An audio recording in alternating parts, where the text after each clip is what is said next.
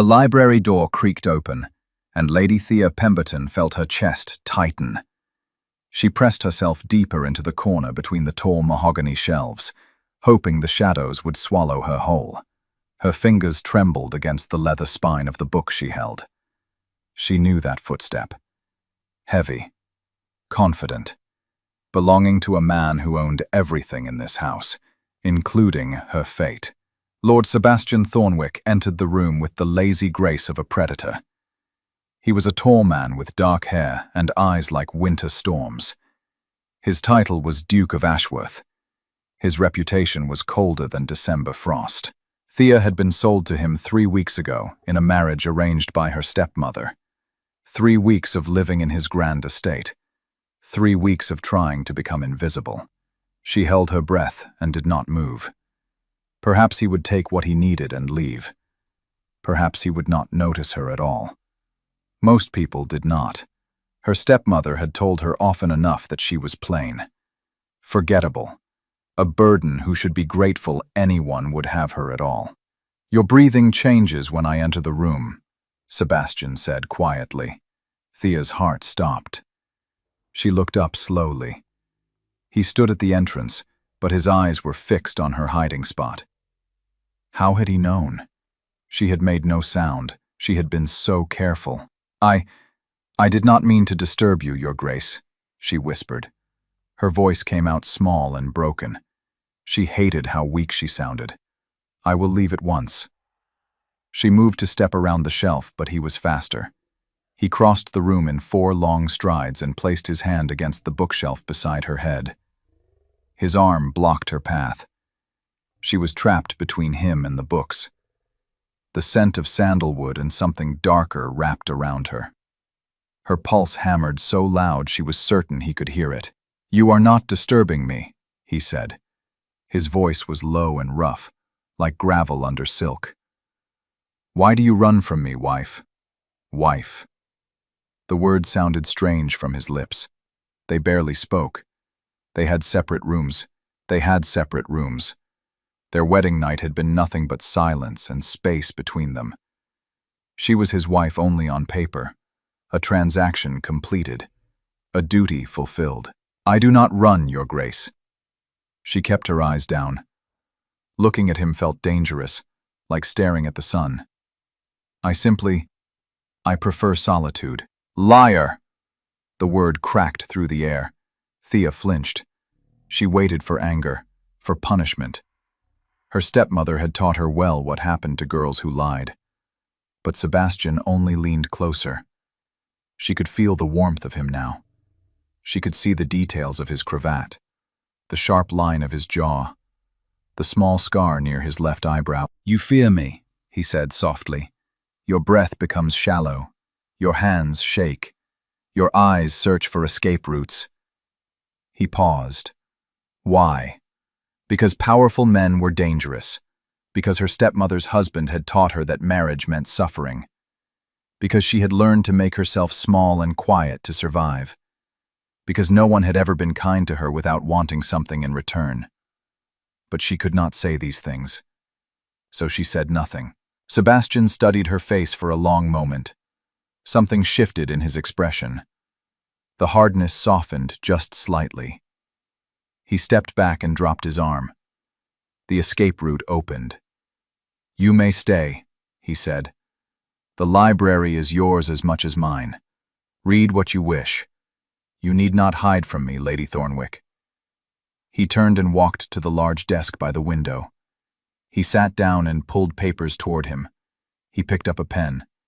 He began to write. He dismissed her completely. Thea stood frozen. She did not understand what had just happened. He had cornered her, yes. But then he had let her go? Given her permission to stay in his space? It made no sense. She glanced at him. His dark head was bent over his work.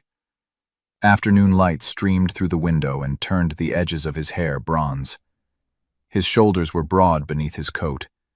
His hands moved with surprising grace as he wrote.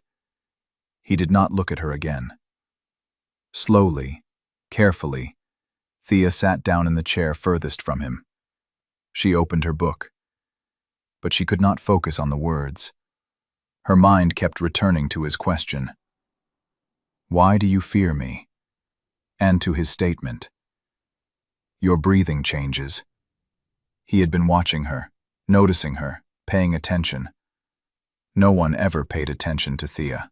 6 months earlier, Thea had still lived in her father's house, except it had not felt like her father's house anymore. It had become her stepmother's domain, her prison. "You are 23, Lady Constance had said that morning over breakfast. She said it like an accusation, like Thea had committed a crime by existing so long. Far too old to be unwed, a burden on this household. Thea had kept her eyes on her plate. The eggs had gone cold. Her stomach had twisted too tight to eat anyway. Across the table, her 2 stepsisters giggled behind their hands. They were 17 and 18, pretty and cruel in the way of girls who knew they were valued. "No man wants an old maid," Constance continued. Her voice was sharp enough to cut. "Especially one so plain. You should be grateful I have found anyone willing to take you at all." "The Duke of Ashworth has agreed?" Thea's father spoke for the first time. He sounded tired. He always sounded tired now, since his first wife died, since he married Constance, since he stopped fighting for anything. "He requires a wife quickly," Constance said. "His mother was a dear friend of mine. He needs someone to manage his household, someone quiet and biddable, someone who will not cause trouble or expect affection." She smiled coldly at Thea. "Someone exactly like our Thea." The words landed like stones. Quiet, biddable, unworthy of affection. Thea had heard them all before. She had learned to let them roll off her back, to pretend they did not hurt. But they did hurt, every single time. "When?" her father asked. 3 weeks. The contracts are being drawn. She should begin packing." And that had been that. Thea's life decided over cold eggs and cruel smiles. No one asked what she wanted. No one cared. She was a problem being solved, a burden being lifted. The night before the wedding, her father had come to her room. He had stood in the doorway, looking at her with sad eyes. Eyes that reminded her of the man he used to be, before grief hollowed him out. "I am sorry, daughter," he had whispered. "I am sorry I could not protect you better." Then he had left, and Thea had cried into her pillow until no more tears would come. The wedding ceremony was small and cold. Sebastian had looked at her once during their vows. His eyes were empty. She wondered what tragedy had carved such emptiness into a man. She wondered if he would be cruel like her stepmother's husband, if her life was simply trading one prison for another. The wedding breakfast was worse. Constance had smiled and laughed and played the devoted stepmother. She had kissed Thea's cheek and whispered, "Do try not to embarrass us. Be grateful he was desperate enough to take you."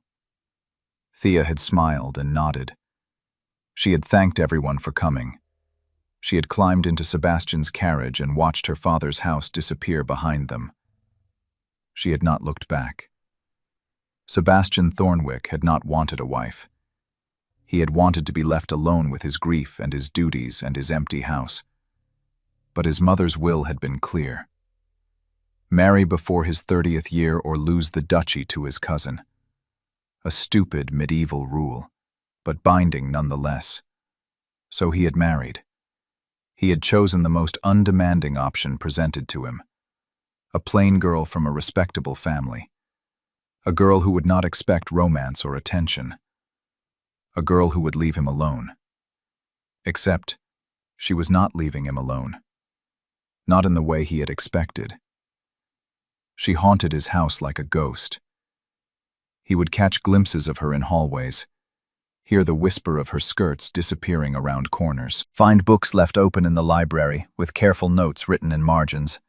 She was everywhere and nowhere at once, and she was terrified of him. It had taken him 2 weeks to realize it. 2 weeks of watching her flinch when he entered rooms, of seeing her hands shake when she poured his tea, of noticing how she made herself small and quiet and invisible whenever he was near. It had taken him another week to realize it bothered him. He did not know when he started paying attention, when he began noticing the small things.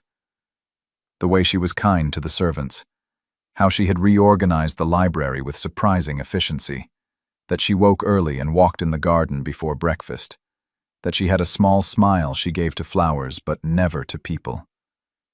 He did not know when her fear started to feel like an accusation.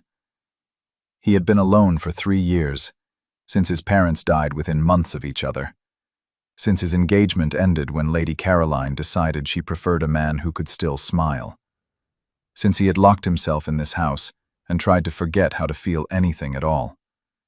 He had been successful until Thea arrived. Now he noticed things, like how her breathing changed when he entered rooms, how she held books like they were treasures, how she never asked for anything, not new dresses, not pin money, not even basic comforts. It was wrong. He knew it was wrong, but he did not know how to fix it. So, when he found her hiding in the library that day, something inside him snapped. He had been watching her for 3 weeks, learning her habits, noticing her, and she had been running from him the entire time. He had not meant to corner her, but once he had her trapped between him and the bookshelf, he could not seem to step back. Not immediately, not until he understood why. "Your breathing changes when I enter the room." It was true. He heard the shift, the catch, the way her breath became shallow with fear. He hated that sound. He wanted to hear her breathe freely, easily, without terror. He had stepped back, let her go, tried to show her she was safe. But the look in her eyes had told him she did not believe it. That night at dinner, Sebastian made a decision. They ate in the formal dining room, with 12 feet of polished table between them.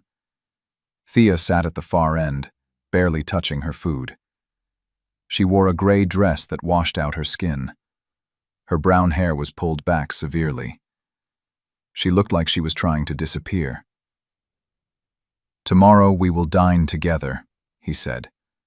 She looked up, startled. "Your Grace?" "At the small table in the morning room. This is ridiculous." He gestured at the vast, empty space between them. "We are married. We need not dine like strangers." "As you wish, Your Grace." That quiet, defeated acceptance. It grated on him. He wanted her to argue, to have opinions, to act like she had some agency in her own life. "Sebastian," he said. She blinked. "I beg your pardon?" "My name is Sebastian. You are my wife. You may use it." "That would not be proper, Your Grace." "Nothing about this marriage is proper. Use my name." A long silence stretched between them. Thea's fingers twisted in her napkin. She looked trapped again, like he was forcing her into something dangerous. "Sebastian," she finally whispered. The name sounded strange in her voice, uncertain, but also softer somehow. Something warm uncurled in his chest. He did not examine it too closely. "Better," he said, "and I will call you Thea, if that is acceptable." She nodded slowly. "Yes, that is acceptable." The rest of the dinner passed in silence, but it felt different, less cold. A small bridge built across the empty space. When Thea excused herself, Sebastian found himself watching her leave. Really watching. The way she moved. The proud set of her shoulders despite her obvious fear. The grace she tried to hide. His housekeeper, Mrs. Kimball, entered to clear the table. She was an older woman who had served his family for 40 years. She did not fear him the way others did. She treated him like the boy he used to be, instead of the cold duke he had become. She is a good girl, that one, Mrs. Kimball said as she stacked plates. Kind to everyone, never demanding, never cross. Yes, Sebastian agreed. Too quiet, though. Too careful. Like she is waiting for something bad to happen. Mrs. Kimball fixed him with a sharp look. Some people learn to be that way, Your Grace, from being hurt too often. The words landed like a punch. Sebastian thought about Thea's stepmother, the cold woman at the wedding who had smiled too brightly, the way Thea had flinched from her kiss, the bitter thanks she had whispered. He thought about Thea's fear, about how she hid in corners and made herself invisible, about how she never asked for anything. Tell me about her, he said quietly. What have you noticed? Mrs. Kimball settled into a chair uninvited. It was improper. He did not care. She wakes at dawn, the housekeeper began. Walks in the garden alone. She talks to the flowers, gentle-like. She helps the maids with small tasks, even though she does not have to. She reorganized the linen closet last week because she noticed it was inefficient. She has not asked for a single new dress, even though the ones she brought are old and plain. Sebastian listened. Each detail added to the picture forming in his mind. A woman who had been told she was worthless, who had learned to expect nothing, who found joy in flowers because people had failed her. She cries sometimes, Mrs. Kimball added softly. At night, very quietly, like she does not want anyone to hear. That last detail broke something in Sebastian. The image of Thea crying alone in her bed, too afraid to make noise, too used to suffering in silence. That will stop, he said. His voice came out rough, almost angry. She will not cry alone in my house. Mrs. Kimball smiled. No, Your Grace. I suspect she will not. The next evening, Thea entered the morning room with careful steps. The small table was set for two. Candles glowed softly. Sebastian stood by the window, hands clasped behind his back. He turned when she entered. Thank you for joining me, he said, as if she had a choice. But his voice was gentler than before. He pulled out her chair. She sat, surprised by the gesture. Men of his rank did not usually attend to such things. They had servants for that. The meal was simple. Roast chicken, fresh vegetables from the garden, good bread. But the portions on her plate were generous. She realized he must have told the cook to serve her more. She had been eating like a bird, too nervous to do more than pick at food. The garden is beautiful, Sebastian said as they ate. Mrs. Kimball tells me you spend time there each morning. Thea glanced up, surprised he knew. Yes. I hope that is acceptable. I do not mean to intrude on your space. It is your space now. Your home. You may go where you wish. Your home. The words felt foreign. This grand estate with its marble floors and priceless paintings and rooms she had not even explored yet. How could this be her home? I have always loved gardens, she said softly. My mother had one. Before she died, she taught me the names of all the flowers. It was the most she had said to him at once. Sebastian leaned forward slightly. Tell me about her. She was kind, patient. She loved beautiful things. Thea smiled at the memory. She said gardens were proof that life continues, that even in winter the roots are preparing for spring. A wise woman. Yes. Thea's smile faded. I miss her very much. How old were you when she passed? 12. And your father remarried when? 2 years later. Sebastian nodded slowly. He understood now. A girl of 14, still grieving, given a cruel stepmother. Years of being told she was worthless. Years of learning to hide and stay quiet and expect nothing. I lost both my parents 3 years ago, he said. Fever took them within weeks of each other. Thea's eyes widened. She looked at him with sudden understanding. I am so sorry. It was difficult. They were the center of everything. When they were gone, the world became very cold. He did not know why he was telling her this. He had not spoken of his parents' deaths to anyone, not even Caroline before she left him. But something about Thea's quiet presence made the words come easier. Yes, Thea said softly. Loss makes everything colder. Their eyes met across the small table. Something passed between them. Recognition. The understanding of shared pain. The knowledge that they were both broken pieces trying to function in a world that demanded wholeness. Do you play? Sebastian gestured to the pianoforte in the corner. A little. I am not accomplished. I would like to hear you, if you are willing. It was a request, not a command. Thea stood slowly and moved to the instrument. Her fingers shook as they found the keys. She began to play a simple melody. Nothing fancy, but it was beautiful in its simplicity, pure and true. Sebastian closed his eyes and listened. He had not heard music in this house for 3 years. He had not wanted to. But now, with Thea's uncertain notes filling the room, something in him began to thaw. When she finished, he opened his eyes. That was lovely. She shook her head. It was barely adequate.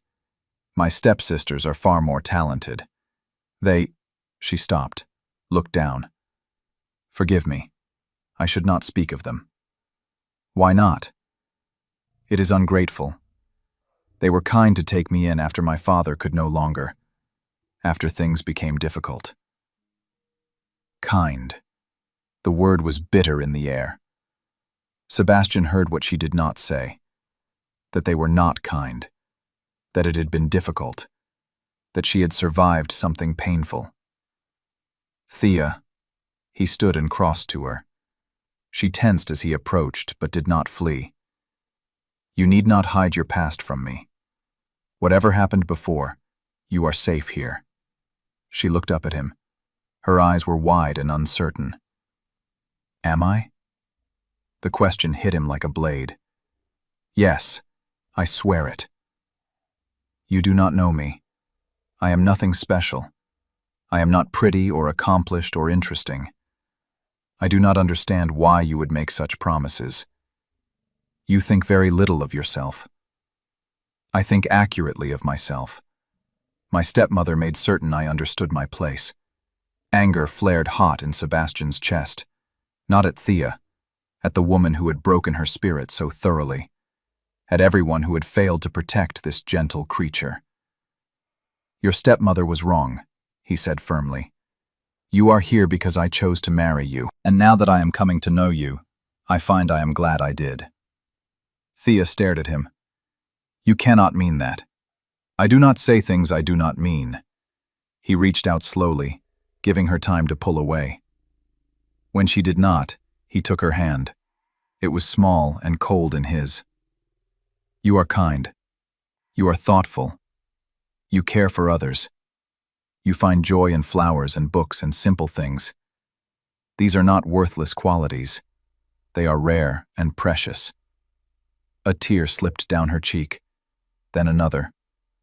Sebastian watched them fall and felt something crack open in his chest. When was the last time someone had cried in front of him? When was the last time he had cared? I do not know how to believe you, Thea whispered. Then I will simply have to keep saying it until you do. He pulled a handkerchief from his pocket and gently wiped her tears. She let him. The trust in that small gesture felt enormous, sacred even. They stood together in the candlelight, her hand in his, something new and fragile building between them. Sebastian did not have a name for it yet, but it felt like the first warm day after a long winter. It felt like hope. The days began to change, slowly at first, then faster. Sebastian started finding excuses to be where Thea was. He took morning walks in the garden. He spent afternoons in the library. He insisted they take all meals together. At first, Thea remained nervous and uncertain. But gradually, she began to relax. Her smiles came easier. Her laughter started to emerge, soft and rusty, like something long unused, but beautiful. 2 weeks after their dinner in the morning room, Sebastian found her in the rose garden. She was kneeling in the dirt, examining a struggling plant. She had mud on her dress and leaves in her hair. She looked utterly unself-conscious and completely lovely. "The gardener says this one is dying," she said without looking up. She had stopped flinching when he approached. The realization made him absurdly happy. "But I think it can be saved. It just needs better soil and more water." Sebastian knelt beside her. His fine trousers pressed into the dirt. He did not care. "Show me." She looked at him surprised. "You wish to help?" "I do." So, she taught him about roses, about soil conditions and watering schedules and pruning techniques. Her voice grew animated. Her eyes lit up. She forgot to be careful and quiet. She was just herself. And Sebastian found himself captivated. He had thought her plain at their wedding. He had been blind. She was not plain at all. She had soft brown eyes that reflected everything she felt. Smooth skin that flushed when she was happy or embarrassed. A mouth that curved sweetly when she smiled. She was beautiful in a quiet way, in a real way. "There," Thea said, patting the soil around the rose. "That should help. You have a gift for this." She shrugged. "I spent a lot of time in gardens. They were the only place I felt free. You are free now. You know that, yes?" She met his eyes. "Sometimes I forget. Then I remember that this is real, that you have been kind, that perhaps—" She trailed off. "Perhaps what?" "Perhaps life can be different than I thought it would be." Sebastian reached out and tucked a strand of hair behind her ear. His fingers brushed her cheek. She inhaled sharply but did not pull away. "It can be, Thea. I will make certain of it." That night he lay awake thinking about her, about the way she had looked in the garden, about her laugh, about the small, tentative trust she was giving him, about how much he wanted to deserve it. He was falling in love with his wife. The realization should have terrified him. He had spent 3 years avoiding feeling anything. Love meant vulnerability. It meant risking loss. It meant opening himself up to pain again. But as he thought of Thea's smile, he found he did not care. She was worth the risk. The turning point came 3 weeks later. They were hosting a small dinner party. Sebastian's aunt had insisted. She wanted to meet the new Duchess. Several local families were invited. Thea had been nervous for days. "I am not good at these things," she had told him. "I say the wrong things. I make people uncomfortable." "You will be perfect," he had assured her. "Just be yourself."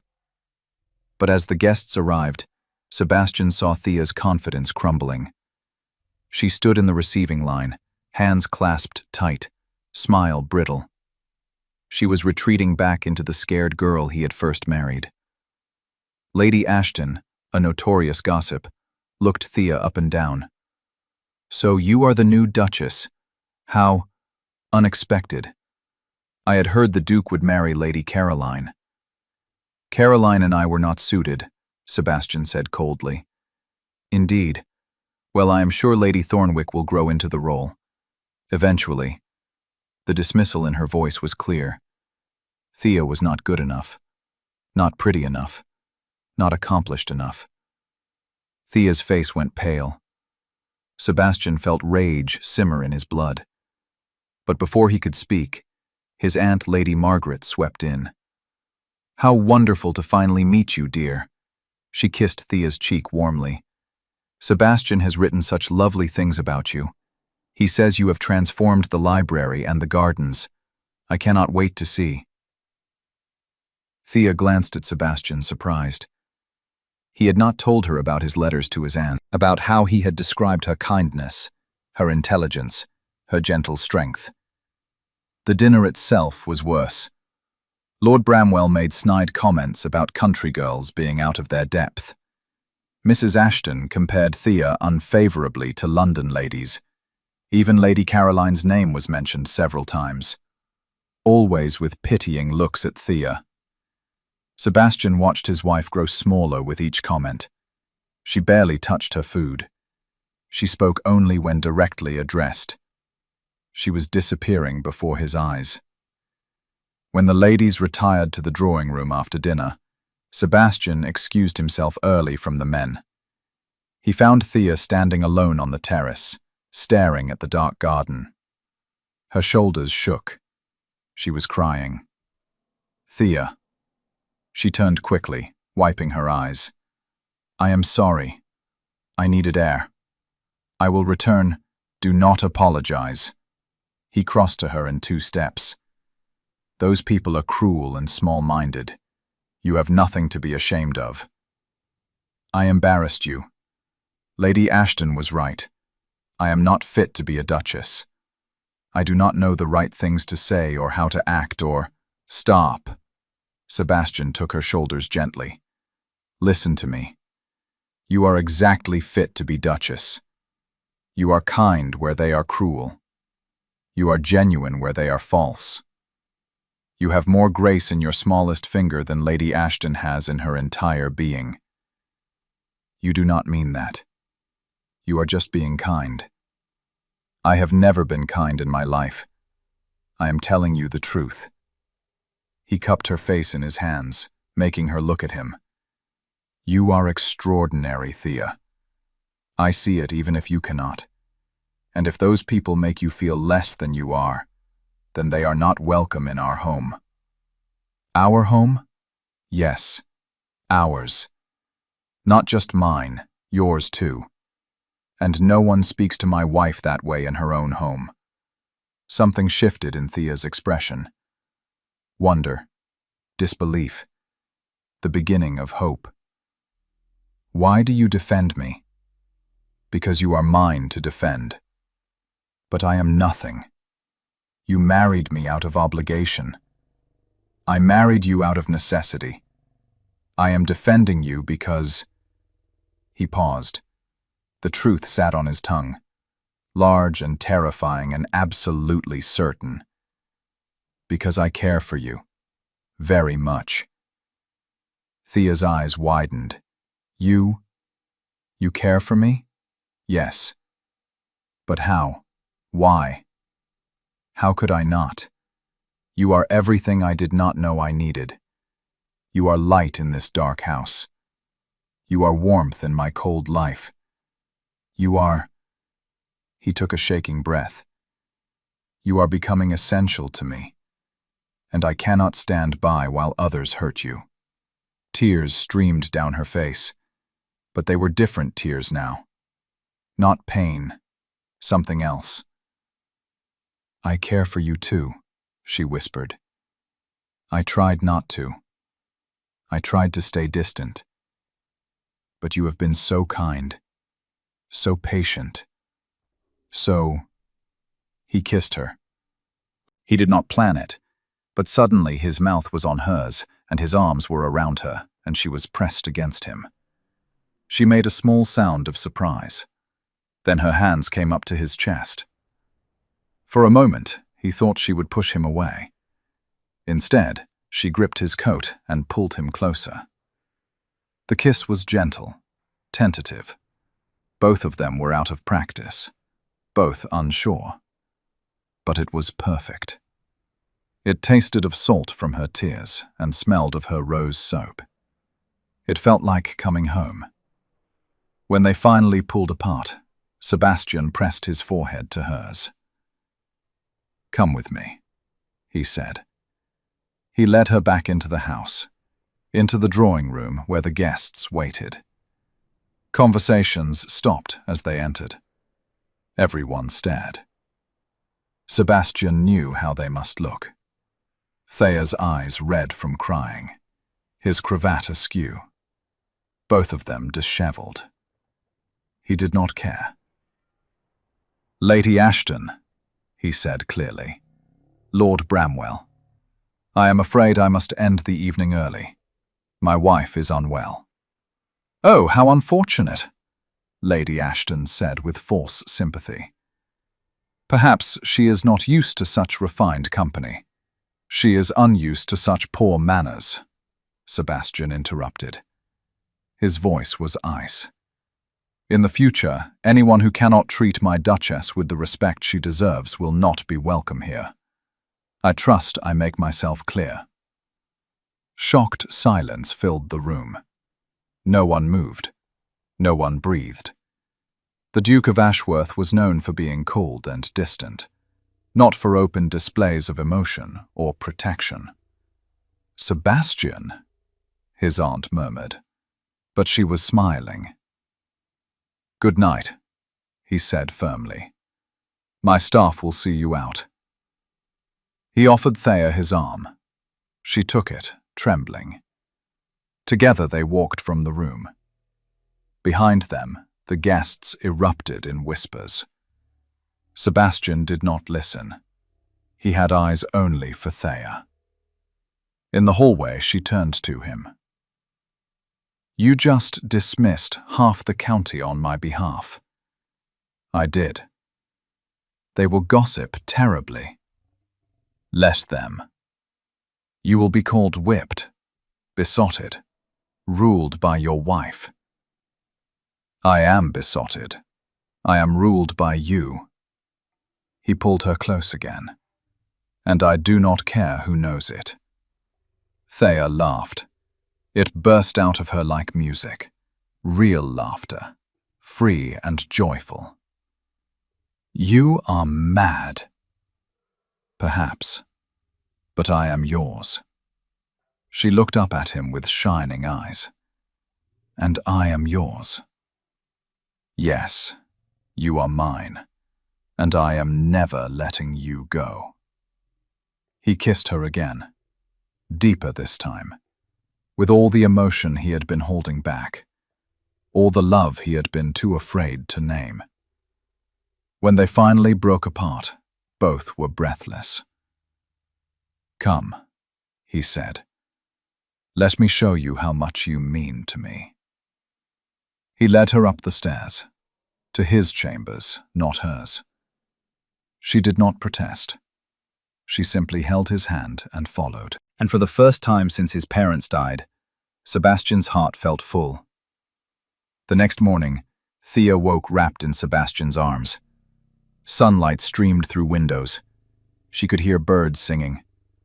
For a moment, she thought she was dreaming, that she would wake and find herself back in her small room in her father's house, unloved and alone.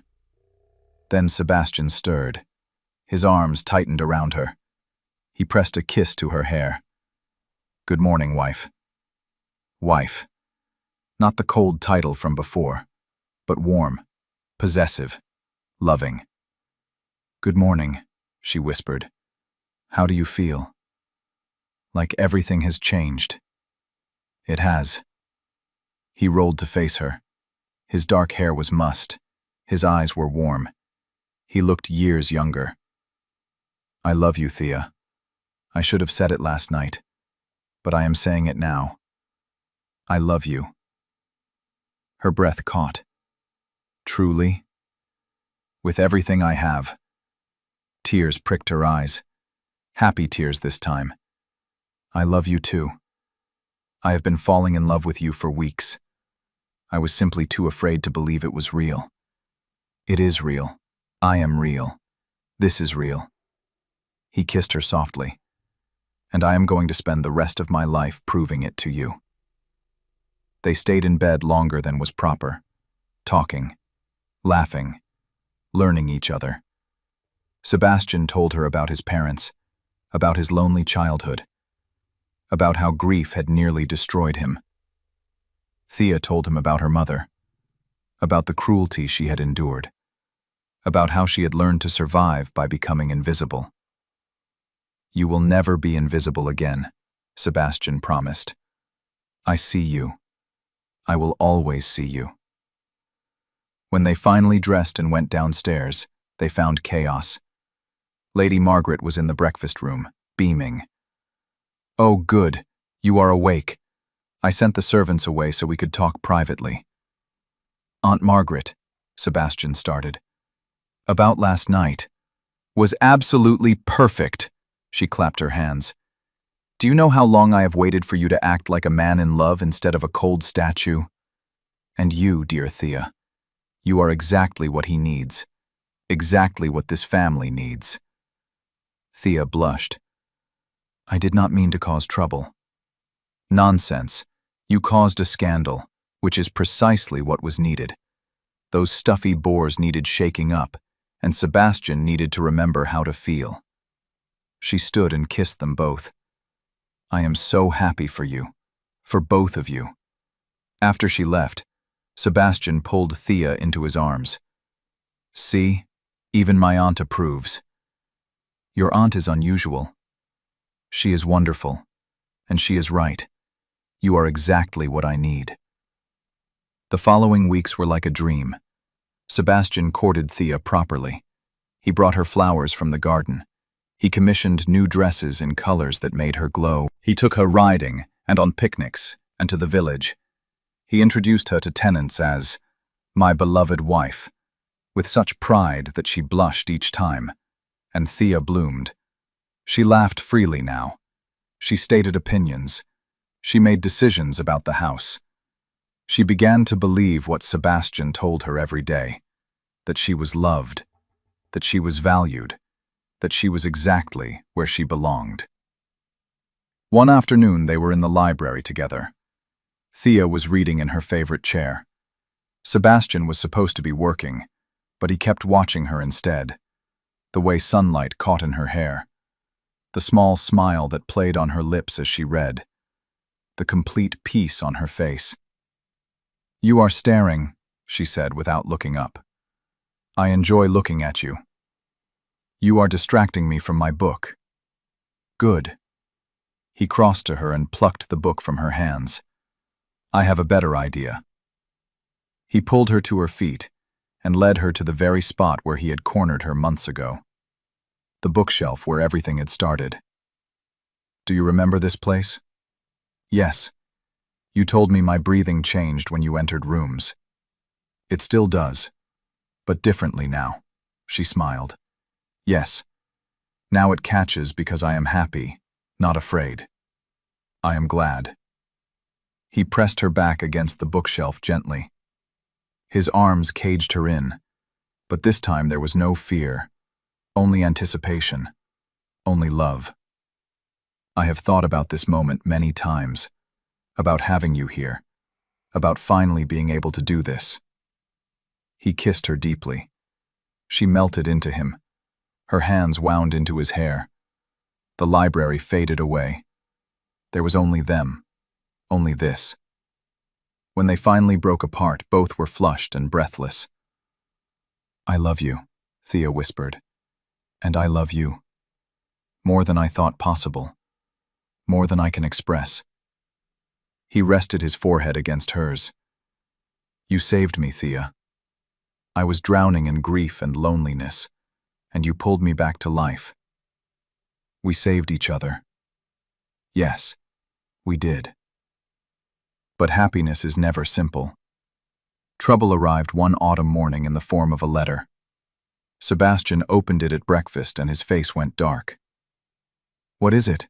Thea asked. "Your stepmother. She is coming to visit.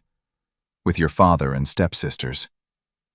Thea's hand shook so hard she dropped her teacup. It shattered on the floor. She stared at the broken pieces like they represented her life. "No. I can refuse them." "She will not accept refusal. She will make a scene. She will—" Thea's breath came faster. Panic clawed at her throat. She will see how happy I am. She will find a way to ruin it. She always does. Sebastian was around the table in an instant. He knelt before her and took her hands. Listen to me. She cannot hurt you anymore. I will not allow it. You do not know her. She is cruel. She will say terrible things. She will make you see that I am— Stop! He cupped her face. Nothing she says will change how I see you. Nothing will change how I feel. You are my wife, my love, my everything. And she is simply a bitter woman who tried to break you and failed. Thea wanted to believe him, but fear was a hard habit to break. She had spent years under Constance's control, years of being told she was worthless. Those words did not fade easily. The day of the visit arrived too quickly. Thea dressed in one of her new gowns, a beautiful blue silk that Sebastian said matched her eyes. She pinned up her hair. She practiced smiling in the mirror. She tried to be brave. When the carriage arrived, she stood beside Sebastian in the entrance hall. Her hand was clasped tight in his. She focused on that connection, on his strength, on his love. Constance swept in like a cold wind. She was still beautiful in a hard way, still perfectly poised. Her eyes went immediately to Thea. They narrowed. Theodosia, how changed you look. Thea lifted her chin. Lady Constance, Father, Elizabeth, Anne, welcome. Her father looked older, more tired. But he smiled when he saw her, a real smile. You look well, daughter. Thank you, Father. Your Grace. Constance turned to Sebastian with a dazzling smile. How kind of you to receive us. I do hope our dear Thea has been adequate as your Duchess. I worried, you know. She is not at all accomplished or— My wife is exceptional, Sebastian said coldly. In every way. Constance's smile faltered. She was not used to being interrupted. Of course, I simply meant— I know what you meant, and you are wrong. The room went silent. Thea stared at Sebastian. He was looking at Constance with absolute contempt. No aristocratic politeness, no social niceties, just pure, cold disdain. Shall we take tea? Thea said quickly, trying to ease the tension. In the drawing room, Constance assessed everything with sharp eyes. The expensive furnishings, the beautiful paintings, the obvious wealth. Thea could see her calculating, regretting that she had not tried harder to secure such a match for one of her own daughters. You have done well, Constance said to Thea, but her voice was acid. Better than anyone expected. I suppose even plain girls can find fortune with the right connections. Mother, Elizabeth murmured uncomfortably. Even the stepsisters looked embarrassed. I am simply being truthful. Thea knows I always told her exactly what she was. Someone had to prepare her for reality. Someone had to teach her not to reach beyond her station. Constance sipped her tea delicately. Though I suppose she has exceeded my expectations. For that I am pleased. Each word was a knife, each one designed to remind Thea of her place, of all the years of being told she was less, of being made to feel grateful for scraps. Thea felt the old shame rising, the old instinct to shrink and apologize and accept the judgment. She opened her mouth to agree, to smooth things over, to be the good, quiet girl she had been taught to be. Then she felt Sebastian's hand on hers, steady, strong, reminding her. No, Thea said quietly. Constance blinked. I beg your pardon? No, I do not accept your assessment of me. I am not plain, I am not worthless, I am not fortunate by accident. Thea's voice grew stronger. I am intelligent, I am kind, I am loved, and I have value that has nothing to do with what you think of me." "Theodosia, such rudeness! Is it rude to state the truth?" Thea stood. Her legs shook but held. "You spent years telling me I was nothing, making me believe I should be grateful for any scraps of affection or attention. But you were wrong, and I am done allowing your words to define me." Sebastian stood beside her. His arm went around her waist, a clear statement of support and unity. Constance's face had gone red. "How dare you speak to me this way? After everything I did for you, after I took you into my home." "You made my home a prison," Thea said. Her heart pounded, but her voice stayed steady. "You were cruel. You taught your daughters to be cruel. You tried to break my spirit so completely that I would accept anything, even a loveless marriage to a stranger. That marriage saved you. That marriage became my salvation, but not because of anything you did. Because Sebastian is a good man. Because he saw value in me that you refused to see. Because he loves me." "Loves you?" Constance laughed harshly. "Do not be foolish. Men like him do not love women like you. He married you out of necessity. He will tire of this novelty soon enough. And when he does, you will remember that I was right all along." Sebastian's arm tightened around Thea. When he spoke, his voice was deadly quiet. "Get out of my house." "Your Grace, surely—" "Get out!" The command cracked like thunder. "You are not welcome here. You will never be welcome here. If you attempt to contact my wife again, I will ensure you are shunned by every respectable house in England. Do I make myself clear?" Constance gaped at him. No one spoke to her this way. No one dared. "You cannot mean this. Over her?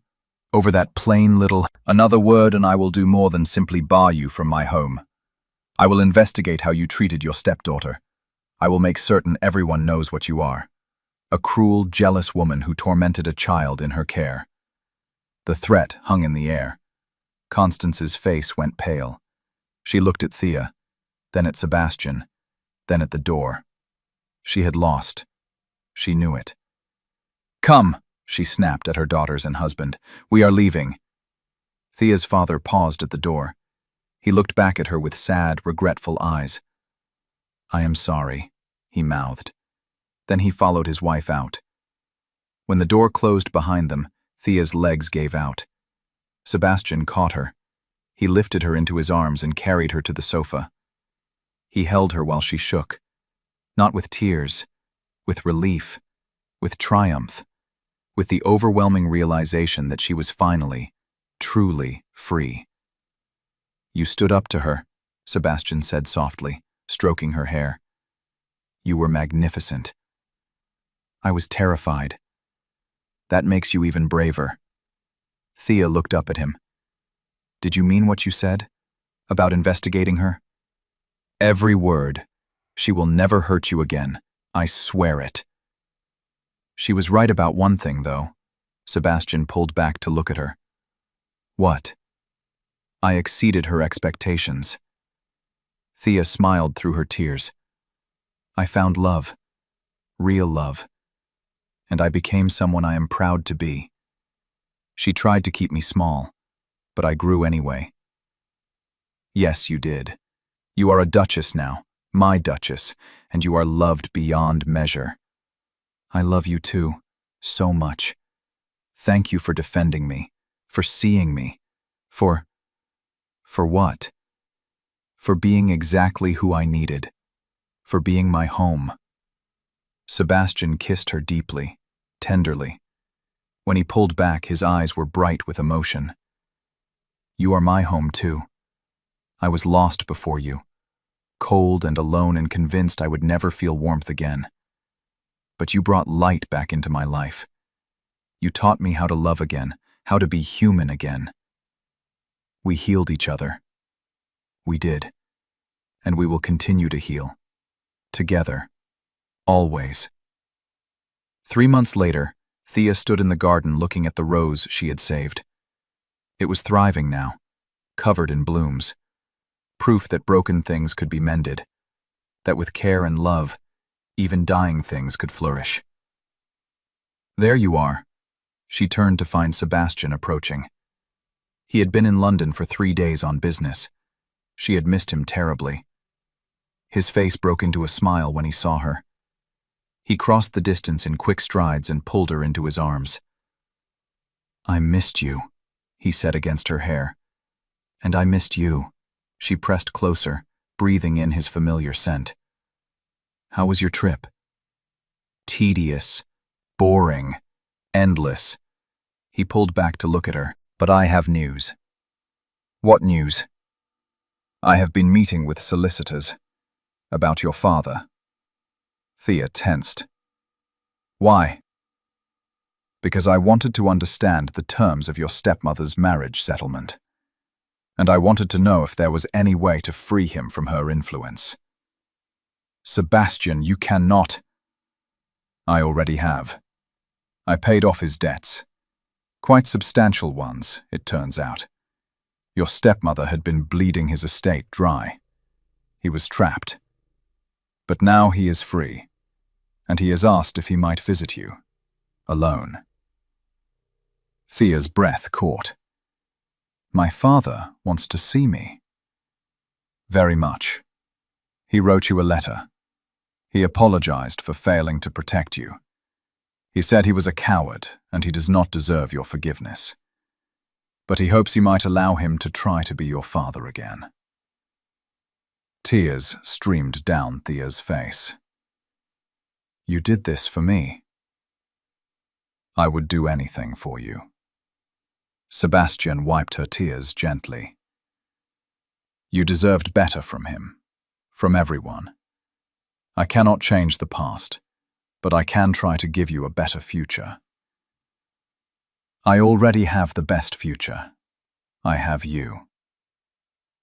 And I have you, which makes me the luckiest man alive."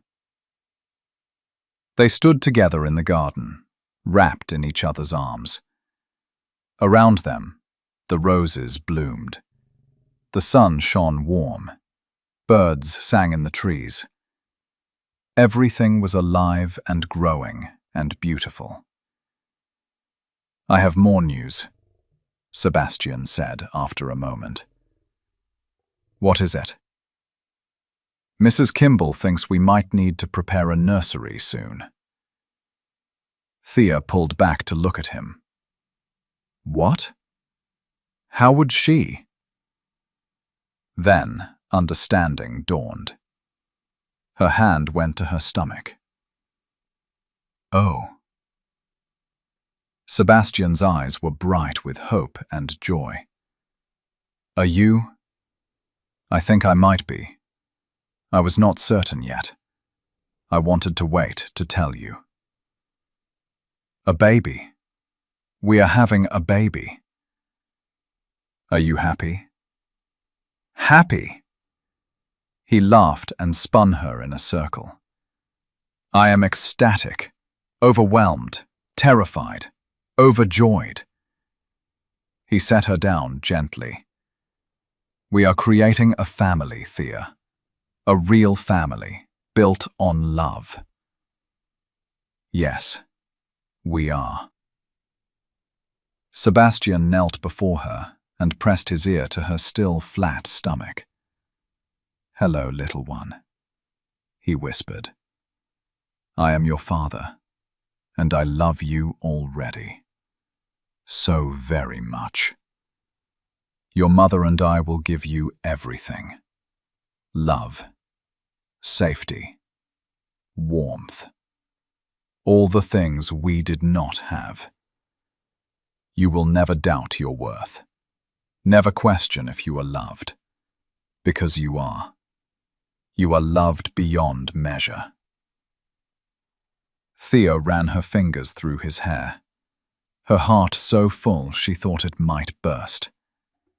This man, this wonderful, loving, devoted man. He had taken her broken pieces and helped her become whole. He had seen value in her when she saw none in herself. He had loved her when she thought herself unlovable. And now they were building something new together. A family. A legacy. A love that would endure. Sebastian stood and pulled her close again. "Thank you," he said. "For what?" "For being brave enough to survive. For coming into my life. For teaching me how to love again. For giving me a reason to be better. For everything. I should be thanking you. Then let us simply agree that we are both fortunate, that we found each other against all odds, that we were given a second chance at happiness. Yes, let us agree on that." They kissed as the sun set behind them, painting the sky in gold and pink. Two broken souls who had found healing in each other. Two lonely hearts that had finally found home. And in the warm embrace of love and twilight, they began to plan their future. A future filled with laughter and children, and roses that bloomed forever. A future where breathing changed when they entered rooms together. Not from fear, but from joy, from love, from the absolute certainty that they were exactly where they belonged. Together, always, forever.